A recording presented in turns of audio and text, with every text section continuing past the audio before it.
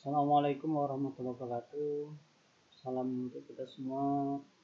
Baiklah, dalam kesempatan ini Bapak akan memberikan komentar perkuliahan kita, di mana perkuliahan kita pada kesempatan ini pada mata kuliah perencanaan dan desain pembelajaran PAI.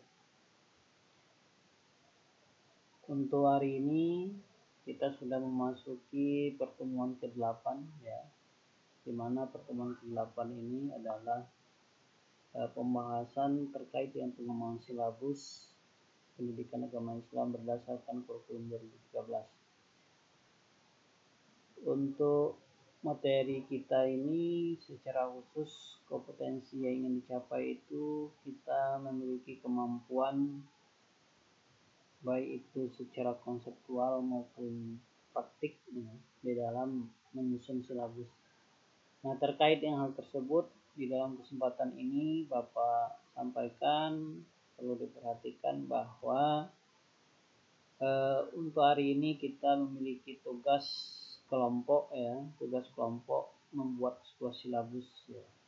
Nah, nanti silakan kepada kita semua mengerjakan silabus di kelas masing-masing pada mata pelajaran PAI dan Budi Pekerti yang diupload di kelompok kelas Edmodo. Nah, terkait dengan hal tersebut ya, tentang pengembangan silabus PAI ya, tentu di saat kita menentukan silabus kita harus mematuhi Peraturan Menteri Pendidikan dan Kebudayaan Republik Indonesia nomor 22 tahun 2016, yaitu tentang standar proses pendidikan dasar dan menengah. Nah, terkait dengan hal ini ya, di dalam Permendikbud tentang standar proses ini pada bab 3 yaitu yang berkaitan dengan perencanaan pembelajaran. Nah, di dalam perencanaan pembelajaran ini ada namanya desain pembelajaran. Nah, yang pertama kali yang harus dibuat oleh seorang guru di dalam merencanakan pembelajaran itu adalah membuat silabus. Nah, terkait dengan pembuatan silabus perlu kita ketahui bahwa pertama di dalam pembuatan silabus ya harus memiliki beberapa komponen. Pertama mulai dari identitas mata pelajaran ya. Ini khusus untuk kita yang terkait dengan pembuatan silabus PAI dan Budi Pekerti pada tingkat SMP, MTS atau sederajat ya, sampai kepada SMA atau SMK.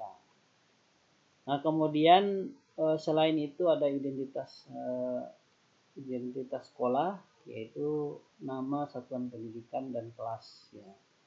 Kemudian berikutnya diikuti dengan komponen kompetensi inti, kemudian kompetensi dasar, kemudian bagi yang dari kelompok 1 sampai kelompok 6 diikuti dengan tema ya.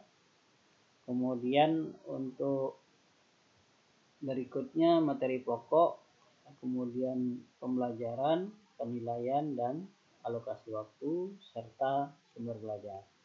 Nah, terkait dengan hal tersebut ya, yang berkaitan dengan kompetensi inti ini tinggal kita salin saja dari hasil pemetaan yang sudah kita lakukan ya, di mana dari pemetaan itulah kita akan menulis kembali kompetensi inti dan kompetensi dasar.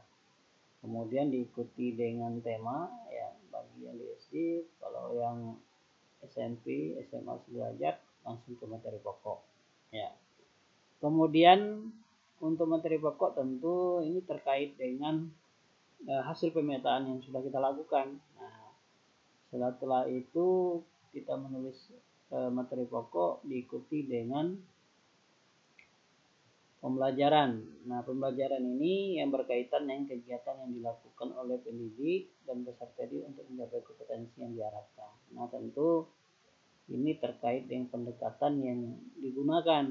Sebagai contoh, misalnya seandainya kita memilih kegiatan pembelajarannya itu tentang menggunakan pendekatan saintifik. Nah, maka di saat kita menggunakan pendekatan saintifik, kita kenal dengan istilah 5M, maka kegiatan 5M itu harus tergambar di dalam pembelajaran tersebut.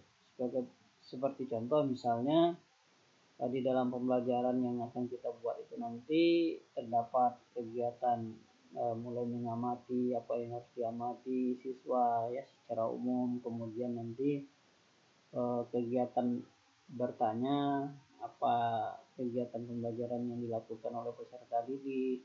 Begitu juga dengan kegiatan mengumpulkan, kemudian mengasosiasi, termasuk juga yang terkait dengan mengkomunikasikan apakah secara lisan ataupun tertulis, baik itu secara individu maupun kelompok. Nah, itu gambaran yang terkait dengan kegiatan pembelajaran yang ada di dalam silabus.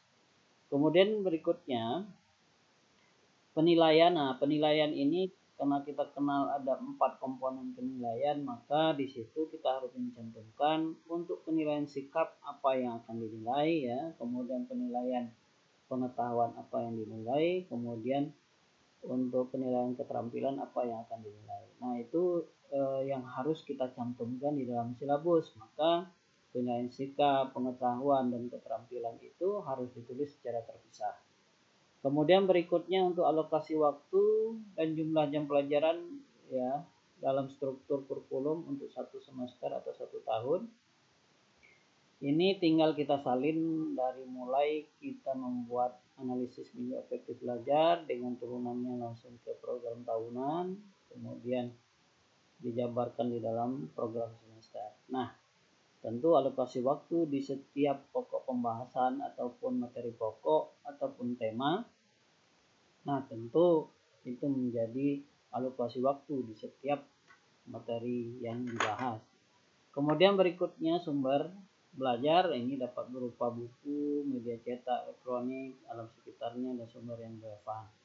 Yang ini terkait dengan apa saja yang menjadi sumber pembelajaran di saat kita menentukan sumber-sumber belajar di dalam sebuah materi pokok ataupun pokok pembahasan atau tema.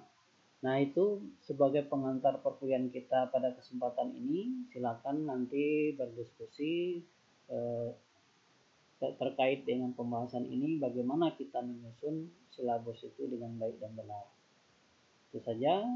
Sekian, terima kasih untuk pengantar perkuliahan kita pada kesempatan ini. Dipersilakan untuk diskusi lebih lanjut setelah melihat video presentasi dari kelompok yang bersangkutan. Wassalamualaikum warahmatullahi wabarakatuh.